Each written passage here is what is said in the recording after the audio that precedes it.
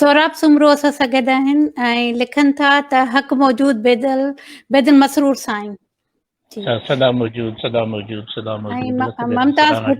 ममताज़ भुट्टो आहे, असांखे चवनि थियूं त अदा मसरूर तव्हांजी सिहत लाइ दुआगो आहियूं। अल्हम्दुलिल्लाह बाबा, तव्हांजी वॾी महिरबानी। तव्हां बि असांजी शिकारपुर जी आहे इहा भेण असांजी, ऐं आपा इरशाद जी भेण आहे। असां ईअं सम्झो त वालिद सां असांजो जेकबाद अचणु वञणु हूंदो हो, उते हुनजी काठ वॾी हूंदी हुई जेकबाद में, निहायत तमामु ज़बरदस्त माण्हू हूंदो हो। ऐं मूंखे अचानक नालो नथो अचे, पर अलाह साईं भेण खे बि सलामत रखे, असांजे मथां छपर छांव हुजे बाबा। सही सही। सोहराब सुमरो असांखे लिखनि था त लाफ्टर हाउस में नंढपण जूं सारोणियूं वाह जूं ॿुधायूं साईं बेदल मसरूर। तव्हां लाफ्टर हाउस में उहो त लाफ्टर हाउस जे करे वियो न, हाणे बि का मश्करी कयां छा बाबा? नंढे हूंदे जी मश्करियूं जेके नंढे हूंदे जी मश्करियूं नंढे हूंदे सां ख़तमु थी वियूं। हाणे जे ज़माने जी मश्करी जेका आहे उहा का ॿी आहे। सो हाणे उहो जेकॾहिं हुन खां आफेयर हुजो त पोइ हिक ॿिए सां मश्करी बि कयूं। सही सही।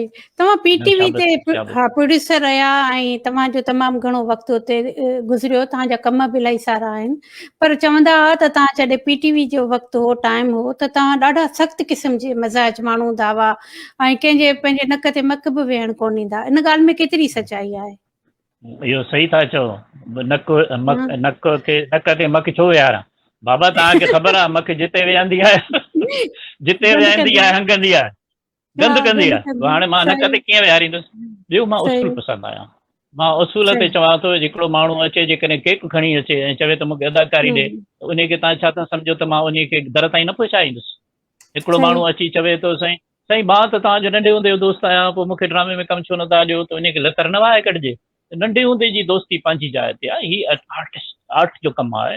हिते थोरो घणो आर्ट सां वाबस्तगी हुजे, दोस्ती नथी हले। अहिड़े नमूने मां सख़्तु रहियो आहियां। घणा माण्हू जेका मुंहिंजे ऑफिस जे ॿाहिरां गुज़री वेंदा हुआ, मुंहिंजे न ईंदा हुआ, सिर्फ़ु इन बाबा खां भई छो मां मतिलबु जेकॾहिं मां सख़्तु आहियां, राॻींदड़नि खे बि ईअं चओ त मां अञा ताईं वॾनि राॻींदड़नि खां सवाइ ॿिए चङे भले खे मां क़बूल न कयो। ऐं इहा ई कावड़ आहे जेका असांजे घणनि शाइरनि खे बि इहा कावड़ आहे त बेदल असांजो कलाम छो नथो ॻाए।